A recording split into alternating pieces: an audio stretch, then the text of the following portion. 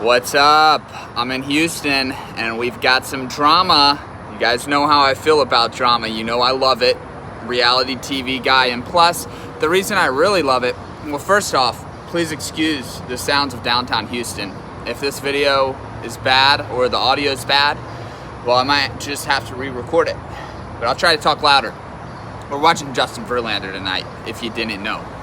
But the reason I love the drama, especially in sports betting, in the sports betting niche, is because it holds people accountable, right? So I got accused of scamming people. Really, I got accused for no reason. The guy, I didn't even watch the rest of the video because I was so excited to make this response, but he is calling out scamming handicappers. And it's quite funny because there are so many of them on YouTube that he could have gone after, but he went after me. And it was because I was the first search result when he typed in sports betting. I was even above Vegas Dave. And the reason I am is because YouTube's algorithms are no joke. And YouTube knows, by the way you guys watch my videos, by the way you guys click my videos, that my content is the best. So when you type in sports betting or whatever he searched, it's me number one, it's Vegas Dave number two. Vegas Dave's extremely good at marketing. He knows what he's doing. He's a smart dude. I know what I'm doing too, but I'm legit. I went 2-3 yesterday, all right? I lost with the Cubs. You know, the pitcher that we had didn't even go past the first inning. He got hurt. Cole Hamels got hurt or taken out of the game. I was driving to Houston, so I didn't see what happened. But that type of crap's gonna happen. No one can go 50-3 because that type of stuff happens, right?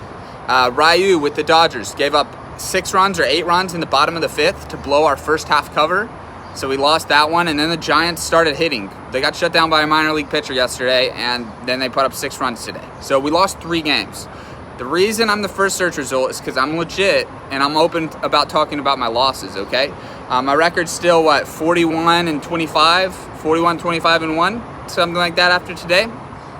Now look, I wanted to explain my case or defend myself a little bit, and then I want to talk about why I like this dude and why I'm excited about his channel and the potential that he has. Now, it's up to him whether or not he taps into that, but I am excited about his channel. So, right now, what's happened to me, you guys all know, I work full-time in the military, and I grind my ass off late nights, early mornings, outside of work, on the weekends when I get weekends off, which sometimes I don't, and I put in a lot of work into my MLB predictions. They're good. They win more than they lose. They do lose, and I talk about that, but they win more than they lose. And my goal is to help people become better sports bettors.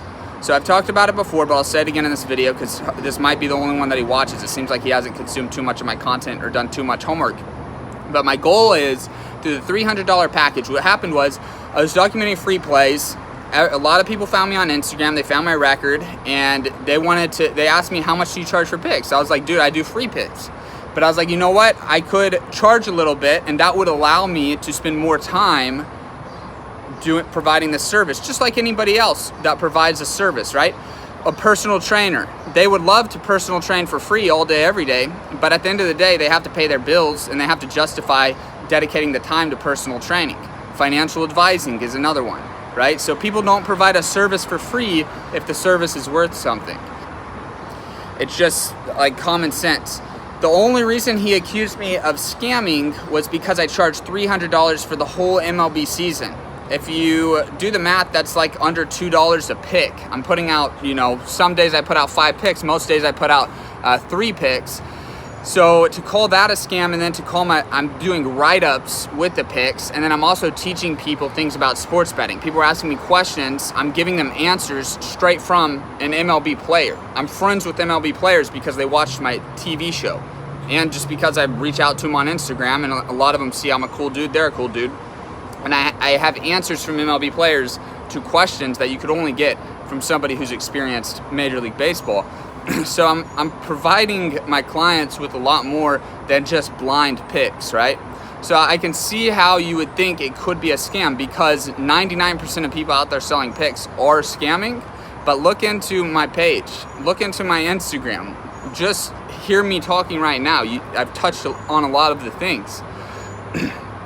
I think really I don't have to defend myself anymore. I think if you look through my videos and look through my Instagram and, you know, check out the emails that I send to my clients that I post the day after every day on Instagram, I think it would be very clear that $300 is a very fair price. And if it wasn't a fair price, nobody would be buying it. there's people buying it every single day because it's one of the best deals. I don't know who else is out there selling picks, but to my knowledge, it's the best bang for your buck that you'll get buying picks for the MLB. I can't think of anyone else who's providing the service I'm providing that's also giving it at the price that I'm giving it at. Anyways, my friend actually sent me the video, and he's like, dude, this guy was trashing you. Like, you should file this, that, and the third against him. And look, I love YouTube because we can express our freedom of speech. We can express our opinions. And I think it's awesome when somebody wants to get on camera and talk crap about me if they feel that way. But my reaction isn't going to be to go after them. My reaction is just going to be to make a video like this in response. And I think if you go back and forth, you can kind of settle your differences and you can learn something in the process. So I think that's the way to handle it, and that's the way I wish more people handled it on YouTube and on which sports bettors handled it. I don't know how the other people he trashed, I didn't even watch the rest of the video, I was the first one he trashed, first search result. But I don't know how the other people will handle it, but it is good that he's not scared to go after people, because there's a lot of people that need to be go after and need to be called out and need to be held responsible, because that's what it does. Whenever he calls people out, he needs to do more homework though, because if he thought I was a scammer, he's not doing very much homework. And if he does more homework with, you know, some of the other services, some of the ones that I have experience with and ran far from about a year ago, if he dives into those services, I think there's a lot to exploit. And what it'll do is it'll force those services to respond by stepping their crap up. I mean, I don't know. We'll see. The only person I've ever seen deflect the hate is Vegas Dave. I think people say he's a great marketer. He's not really. I don't think he's great at marketing, because he needs to hire someone to help him with Instagram and his social media page, which he has in some cases on his YouTube channel and stuff like that. But he's a great salesman. He creates motivation for people to buy picks from him.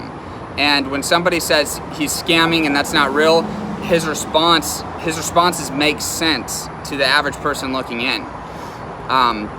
So I don't think everybody's going to be able to deflect getting called out like Vegas Dave has shown the ability to.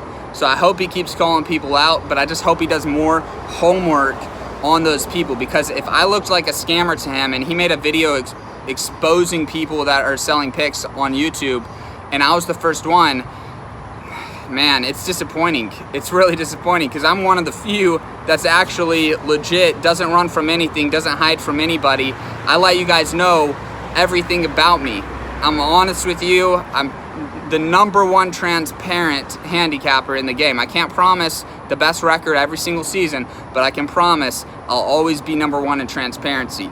So that's really all I have. I think the guy, and honestly, he kept calling me the guy, and I took it a little insulting. It was a little insulting that he did a video about me, didn't even know my name. If I did a video about him, I would know his name, but this is just a response.